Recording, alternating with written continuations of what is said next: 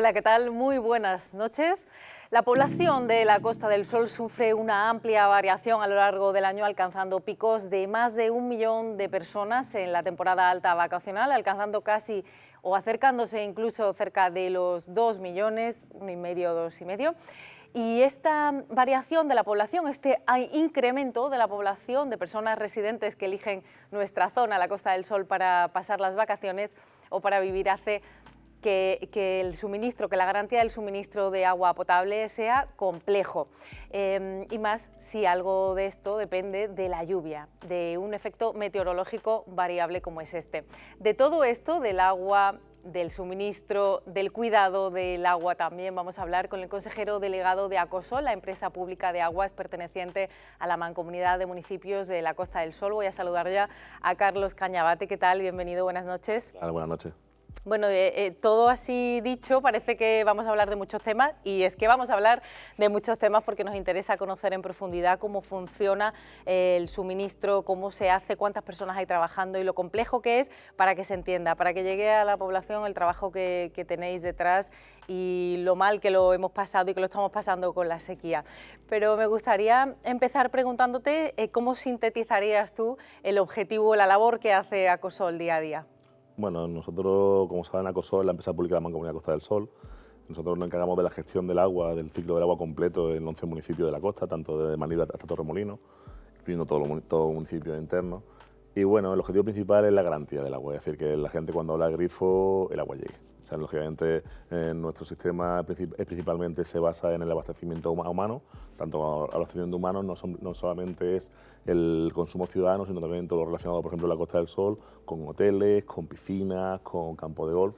Y el sistema nuestro es un sistema completo en el que extraemos el agua desde el embalse, la tratamos, la unimos con el agua desalada, llega a las casas y esa agua usada se vuelve a reutilizar, se depura y algunos van a verter al mar y otros al campo de golf. Es decir, nosotros nos encargamos del sistema completo de la Costa del Sol.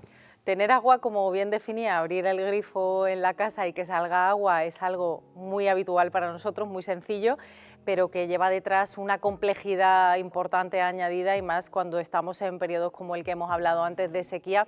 ¿Cree que usted que es consciente la gente en la calle de todo lo que hace Acosol, del trabajo que se lleva a cabo, de la innovación, de la investigación, de todo lo que hay detrás para que eso esté garantizado? Bueno, yo creo que no. O sea, creo que el problema surge cuando no ocurre. Es decir, el día en el que uno abre abre el grifo y no sale agua es cuando surge el problema y cuando se dan cuenta de lo importante que es la industria que hay detrás y las infraestructuras necesarias para que esto sea posible, ¿no? Nosotros, nuestra obligación, desde luego, como empresa pública, está claro que lo que es garantizar que esto sea así. Y ponemos todos los días nuestras ansias, nuestra capacidad y nuestra eficiencia para ello, ¿no? Nos ha parecido, no sé si nos equivocamos, ¿no?, que ha habido un momento en este invierno muy crítico, ¿no?, en el que hemos visto los embalses, muchos de ellos de la provincia, en unos niveles muy bajos, no sé si superando algún récord histórico, eso ya tendrá usted el dato, pero nos hemos concienciado un poco más viendo cómo ha sido la situación y que no llegaba el agua, no llegaba la lluvia. Bueno, el problema principal es que nos hemos concienciado, sí, pero el problema es que cuando tú ya te conciencias, ya te asustas, es tarde. Es decir, la próxima sequía la tenemos que empezar a trabajar ahora. Nosotros en la Costa del Sol hemos tenido mucha suerte con la lluvia de marzo. Si no hubiera llovido, probablemente en junio no hubiera habido agua. Es decir, es un dato muy importante, pero si el sistema nuestro de la Costa del Sol, la base principal de almacenamiento es el embalse, es un embalse muy chiquitito que tiene una capacidad de unos 60 hectómetros de agua, de metros cúbicos de agua.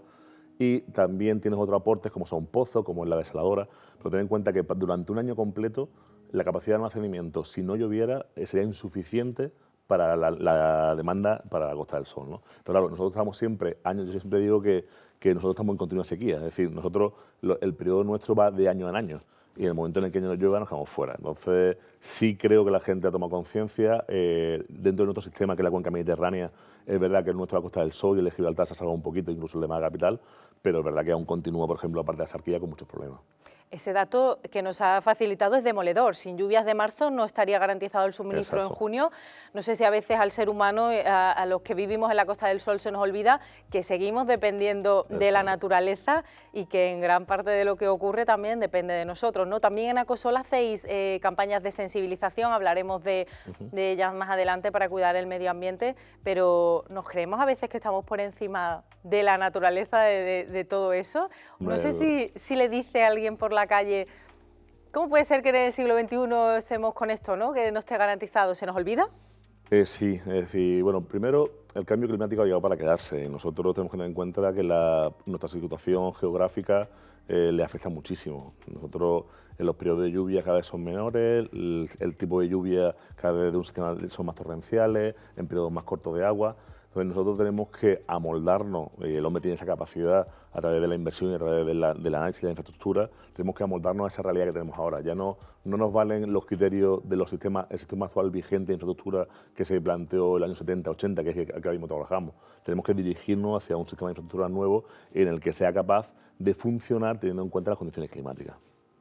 ¿Y eso cómo se traduce? Vamos a hablar ya de lo que se hace desde Acosol, las infraestructuras, las acciones directas sobre el terreno. No hace no mucho habéis estado dando a conocer ya una obra que se va a hacer, una infraestructura en Ojén y en el noreste de Marbella para garantizar el suministro en verano. No sé si de toda la Costa del Sol el foco rojo donde están puestas las alarmas y las miras es Marbella o... No, bueno, nosotros sinceramente, o sea, no tenemos problemas reales de la infraestructura actual, que una infraestructura que se planteó en los 70 y los 80 y se finalizó en los 90, una infraestructura que actualmente garantiza de alguna manera el agua en toda la Costa del Sol.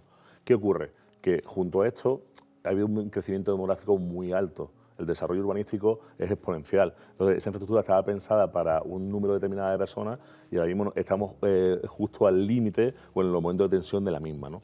¿Qué se está haciendo? Se está, lógicamente, junto a la competencia de todo esto de la Junta de Andalucía.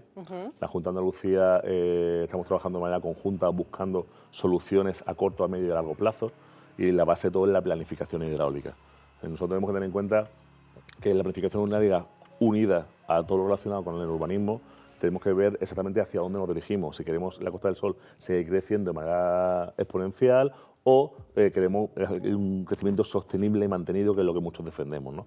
¿Qué se está haciendo? Muchas cosas. Es decir, nosotros, la Junta de Andalucía, junto con nosotros, estamos trabajando en un futuro embalse en la zona de Gibraltar, la zona del campo de Gibraltar, en la sierra, que probablemente el día de mañana de abastecimiento tanto a nosotros como al campo de Gibraltar, que eso de alguna manera garantiza todo lo relacionado con el abastecimiento. Y después estamos trabajando en muchísimos proyectos relacionados con la mejora de las infraestructuras actuales, tanto de abastecimiento como de saneamiento.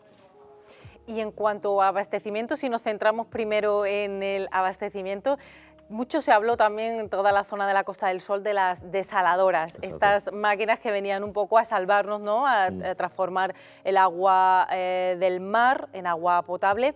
No sé si se ha desinflado un poco esto en la agenda mediática, si no se habla tanto de las desaladoras, es que no están al pleno rendimiento, ahora mismo no son necesarias. ¿Cuál es la situación actual del agua desalada en la zona? Para nosotros es clave, es decir, la única desaladora que se encuentra ahora mismo en la provincia de Málaga funcionando es la que pertenece al sistema nuestro de la Costa del Sol, la desaladora de Marbella. Esta es una desaladora ya muy antigua, tiene cerca de 40 años, los procesos de producción son muy antiguos, tiene un gran gasto energético, es decir, a priori no sería rentable desde un punto de vista económico, desde un punto de vista empresarial, pero la realidad es que dentro de nuestra necesidad de agua, si nosotros tenemos 100, por poner un número general, si necesitamos 100 metros cúbicos al año, 100 metros cúbicos al año, esto nos aporta entre 10 y 15. ¿De acuerdo? Que es algo más, es un aporte, es una ayuda.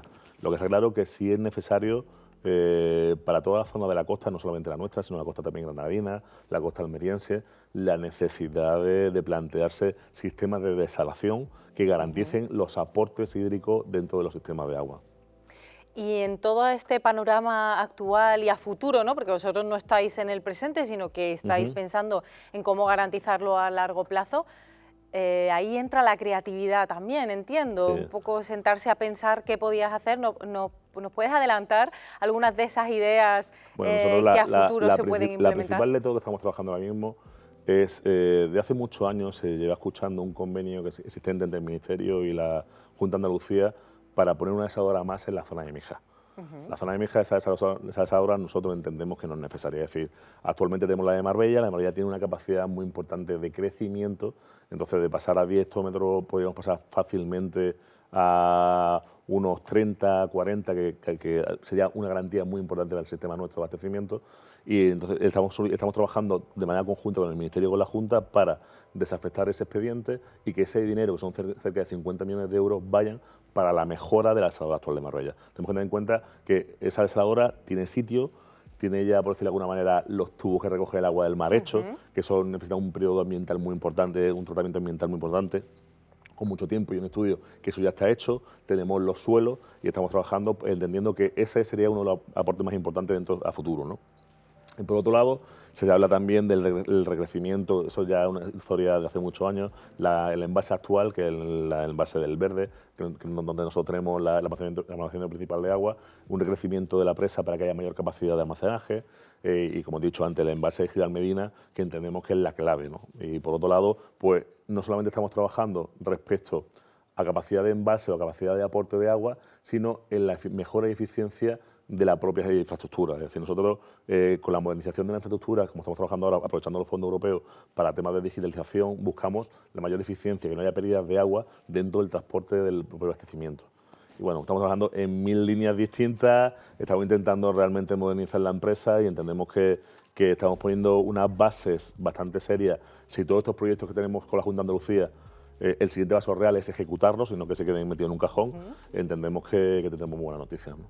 También hace poco, no sé si ya se ha puesto en marcha o no, el pantano del embalse de Benavís. No sé si eso ya estaba terminado o no estaba terminado. No, era un depósito, probablemente. Un depósito. ¿No? Sí, cierto. No, el Benavís, bueno, eso es un tema de garantía ya en tema de agua. Es decir, nosotros, yo te hablo un poco del agua general, del agua en alta, el agua que va desde el embalse hacia el municipio. Después tenemos otro concepto de que se llama agua en baja, que es el agua que recorre el municipio, es decir, que desde que nosotros se lo damos hasta que llega a las casas, ¿no? Claro, ahí dentro de los propios municipios, sobre todo en la Costa del Sol, como tiene tantísima extensión, pues es necesario realizar depósitos para garantizar en un momento determinado que determinadas urbanizaciones, que determinadas zonas tengan agua. Entonces el depósito de Benavís, que actualmente lo está gestionando la empresa pública del Ayuntamiento de Benavís, lo hicimos nosotros, pero con fondos conjuntos, y garantiza una zona muy importante de Benavís, pues eso, que en momentos picos de verano, a tú tener un depósito, si hay cualquier tipo de ruptura, si hay cualquier tipo de problema, te garantiza el abastecimiento en esa zona. Bueno, pues entonces yo creo que ya con el panorama un poco más claro y tranquilizando a la ciudadanía de que el suministro está garantizado, si no es por la lluvia con los embalses, pueden ser los depósitos o si no el agua desalada, no hay ningún problema, pero sí hay que seguir cuidando el medio ambiente. Vámonos al agua regenerada, que es una de las campañas que tenéis vosotros ahora activas, que es un poco dar a conocer qué es el agua regenerada y los usos que tiene, que no son pocos. Exacto, bueno, el agua regenerada, desde mi punto de vista, en un sistema como el nuestro, con estas realidades climáticas, es clave. El agua regenerada no es otra cosa que es reutilizar ese agua de abastecimiento después de haberse usado. Es decir, una vez que ese agua de abastecimiento pasa a las casas o pasa a la industria, no habitualmente por gravedad, baja, es decir, esa agua sucia, esa agua residual, baja a nuestros colectores y entran, a través de nuestros colectores, entran en nuestras depuradoras, ¿vale? Una vez que esa agua es depurada, ¿vale? Hay distintos criterios para depurar o distintos niveles o cualificaciones de depuración. En este caso, el agua regenerada es una agua depurada en terciario y se puede utilizar para otras cosas. Nosotros en la Costa del Sol, principalmente y siempre desde un punto de vista muy interesante del mundo turístico, utilizamos casi la totalidad de los ríos, de los campos de golf con agua regenerada. Nosotros estamos viendo otro uso. Actualmente hemos aprobado, junto con la Junta de Andalucía, en temas de sanidad, el uso de agua regenerada para el tema agrícola, en todo lo relacionado, por ejemplo, con leñosos, no directamente para temas hortifrutícolas, pero sí con los leñosos, con árboles, por ejemplo, con troncales, ¿no? Y bueno, pues un campo muy importante. ¿Por qué? Porque es esa misma agua que he utilizado para abastecimiento, tú la vuelves a utilizar para otros usos. Y así, de alguna manera, garantizas y cuidas el agua limpia que se encuentra dentro del pantano. Porque además de todos es sabido, ¿no?, que en la Costa del Sol hay numerosísimos campos de golf. Tengo por aquí un dato que no sé ni siquiera si estará actualizado, que es más de 70 campos en toda la Costa del Sol, de los cuales unos 22 están situados en Marbella. Y en 2016-2017 creo que fue cuando empezasteis vosotros ya con el agua regenerada para Un regar. poquito antes. Un poquito antes. Un poquito antes. O sea que ya son muchos años. ¿Ha habido Sí. que sensibilizar, que concienciar a los gerentes de los campos de golf, a los dueños, a los propietarios, Mira, de que ese agua no era perjudicial? Todos los cambios son difíciles. Es decir, nosotros tenemos que tener en cuenta, actualmente dentro de nuestro sistema, directamente están enganchados alrededor de 50 campos de golf. Es decir, nosotros tenemos una toma de agua regenerada en el campo de golf para que sea de su uso, y hay de todo. Hay campos de golf que utilizan el 100% de agua con nosotros. Ten en cuenta que esa agua regenerada tiene un precio, ¿vale? Y hay otros campos de golf pues que, bueno, porque además de la nuestra utilizan otros medios, ¿no? Estamos, lógicamente, en la situación crítica actual de sequía o las situaciones climáticas, vamos hacia un futuro en el que ya lo defiende así la legislación, todos los campos de golf, la única forma sea utilizar el agua regenerada. También es verdad que para ello tenemos que acudir siempre al I+D, a la modernización. Es decir, hay campos de golf, por ejemplo, nosotros hace poquito dimos a Finca Cortesín, le dimos el sello nuestro de Acosol, que es un sello en el que se refleja la voluntad o los medios puestos por el propietario del campo para que sea posible el agua regenerada. Esa agua regenerada es un agua que al final es distinta del agua habitual de abastecimiento, y entonces hay una serie de mejoras que se puede hacer al campo. Por ejemplo, cambiar el tipo de césped. Hay césped que van muy bien con esa agua regenerada, y prueba de ello es Cortesín, que es uno de los mejores campos que tenemos en la costa y que el 100% es con agua regenerada. Ese sello, me agradezco que me lo haya sacado a colación, porque quería preguntarle si eso ya es una serie de distinciones que van a hacer periódicamente para... Bueno, la idea nuestra es sacarlos anuales. El sello no es solamente se le da, lógicamente, o los campos que pueden participar son los que utilizan el agua regenerada, pero precisamente estamos intentando premiar aquellos campos que son capaces de adaptarse a la realidad y a modernizarse y utilizar el I+D para ello, ¿no? Entonces, la prueba principal y bueno, el greenkeeper que tiene Finca Cortesín, que es Íñigo Soto, es un referente nacional respecto al trabajo con ese tipo de agua y sobre todo con el tipo de césped. Ellos mismos tienen campos de prueba propia con distintos césped, viendo cómo le afecta al campo. Claro, para ellos es muy importante el cliente final. Y después hay una línea que para nosotros es clave, que es por eso trabajamos por ahí, y es el futuro de la sostenibilidad en el turismo. Es decir, entendemos que el turismo nórdico cada vez prima más esos campos de golf que tienen ese sello de garantía de sostenibilidad y medioambiental que otro campo de golf. Cuando tengan que decidir entre los 45 campos de golf que hay en la Costa del Sol, estamos convencidos que esa decisión de, bueno, este campo eco-friendly, o como lo quiera llamar, ¿no? Entendemos que es un plus más para ellos, ¿no? Bueno, a ver si esto hace que aquellos que todavía están reticentes den el paso, porque además el aumento de campos de golf no parece que vaya a caer, al contrario, ha superado todas las previsiones. Tenía datos de cómo se preveía o cómo se veía en 20 años que el número de campos de golf que iba a haber en la costa, y se ha superado con creces, o sea que esperemos que por lo menos todos puedan ser regados con agua regenerada. Hombre, está claro que si no es así, no habrá campo de golf. Entonces, esto al final es una cuenta de resultados. El agua regenerada tiene que aparecer dentro de su cuenta de resultados, y ese tipo de turismo se debe de garantizar con esa materia prima que es el agua regenerada, no queda otra. A ver cuándo lo vemos. Vámonos al abastecimiento y a otro problema bastante grave que nos encontramos de manera recurrente.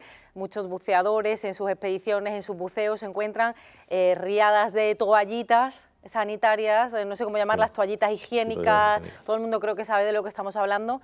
¿Qué podemos hacer con este problema? Yo sé que desde Acosol hacéis campañas de concienciación, pero parece que no son suficientes, que no llegan. ¿Habría que prohibirlas? No sé, ¿se puede ir más allá, que este producto tenga que estar por ley? No sé, que vosotros ¿qué pensáis cuando...? Pues nosotros, sinceramente, ya no sabemos lo que hacer. Es decir, es importante el presupuesto que se utiliza desde un punto de vista de conocimiento y de educación en Acosol para ello. Llevamos muchos años trabajando en campaña de concienciación para el tema de toallitas, a los cuales se le ha sumado las mascarillas y los guantes en el periodo de pandemia. Pero la realidad es lo siguiente, al final la gente tiene que entender que cuando lo que tú usas al váter sale por algún sitio, es decir, entra dentro de nuestro sistema de infraestructura, de saneamiento, entra en todos los colectores de manera depurada. Cuando tú vas metiendo este tipo de toallitas, los colectores al final tienen unos diámetros determinados que están analizados y estudiados para un uso normal del agua residual, del agua de váter, de toda la vida, y entonces en el momento en el que le vas metiendo cosas se atoran. Claro, con esto hay esos grandes problemas que hay, que cuando hay un atoro, al final eso sale por algún lado, y al final estamos hablando de que se producen vertidos al mar, o vertidos a ríos, o vertidos en la propia ciudad debido a esto, ¿no? Entonces, es un problema muchísimo más importante de lo que, no solamente ya por un tema de coste económico empresarial, que es muy alto para mantenimiento, para arreglo de estas roturas que son muy habituales, sino realmente el coste más importante desde el punto de vista que es el medioambiental.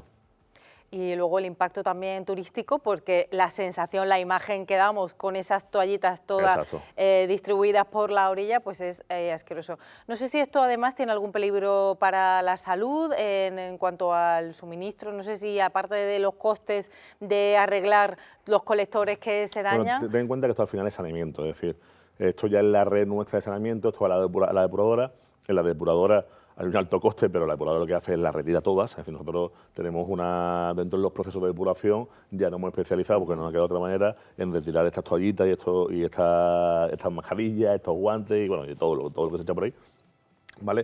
Es decir, una vez que salen después de esta depuradora, esto está limpio. El problema no surge en los procesos de depuración, el problema es que desde que estás de tu casa hasta que llega la depuradora hay una serie de tuberías que arrastran este agua residual hacia la zona de limpieza.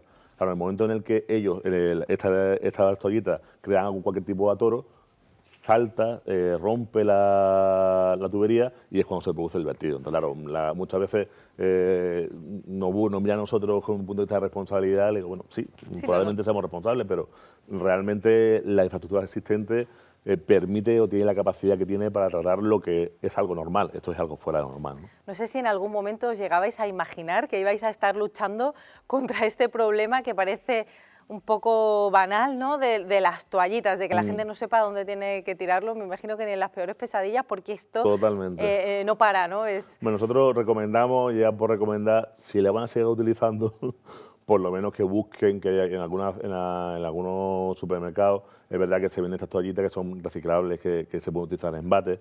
No son del todo buenas, pero bueno, dentro del mal menor, pues mira, pero es lo que nos queda. Bueno, y que al final es tan sencillo como que si quieres usar la toallita, la echas a la papelera, a la basura y ya está. Totalmente. En este sentido, en concienciación, en explicarle a la gente cómo se hacen las cosas para que no afecten a otros, a la comunidad, hacéis también campañas con niños en centros escolares para, bueno, cuéntanos, ¿cuáles son las áreas que lleváis con ellos? Eso es lo más divertido, la verdad, eso es muy divertido. Tenemos que tener en cuenta que se ha parado un poquito por el tema del COVID, hemos tenido que parar un poquito y estamos volviendo a recuperarla, entonces a nosotros nos gusta mucho que vengan a visitarnos. Nos visitan tanto en la desaladora, que es la planta nuestra hemos hecho la planta de desalación, que es muy interesante que ellos ven los procesos por el cual el agua de mar se convierte en agua salada, y de hecho al final del proceso puedes hasta beber un vasito de agua.